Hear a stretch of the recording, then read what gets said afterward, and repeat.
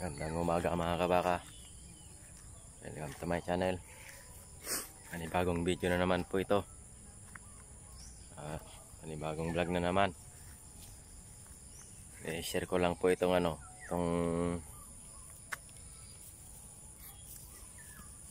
itong tumama sa mata ng kan. Nalagaan ko na baka. Itong buntis na ito. Nanduluha yung yung mata niya. Hindi naman po natusok ng ang kahoy ganun mga kabaka. Siguro sa panahon siguro malamig, tapos mainit sa tanghali. Hindi lang po ito na kan. Baka na inalagaan ko na naluluha yung mata niya. Parang tao rin siguro na nagkakasuray. Yan, papakita ko po sa inyo, kabaka.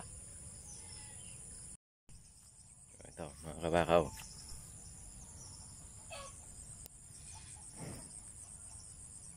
Bale, nung nakarang kan, nung nakalipas na linggo,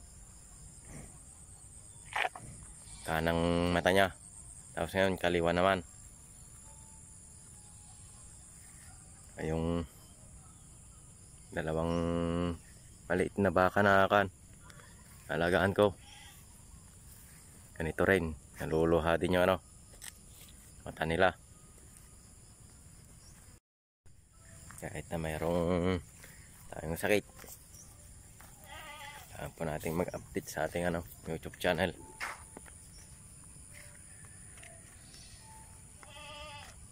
Ipapakita ko po sa inyo yung dalawang maliit na baka.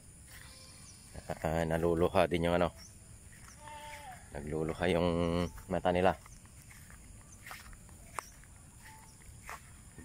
Meron siguro tumama na virus sa mga mata ng kan.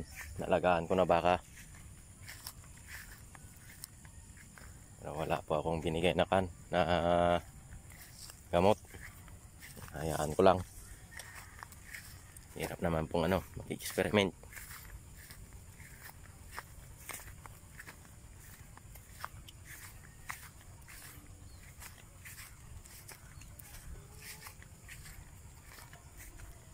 Makulimlim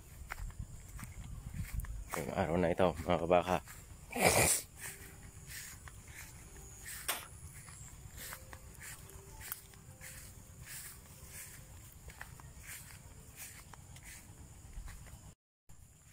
Ito po yung isang maliit na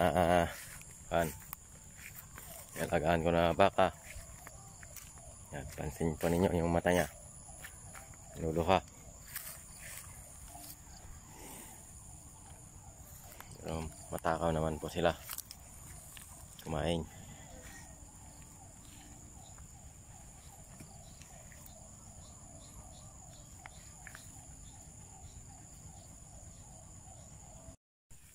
Yun po itong isang maliit na baka inalagaan ko. Kaliwak kanan po yung mata niya na naluluha.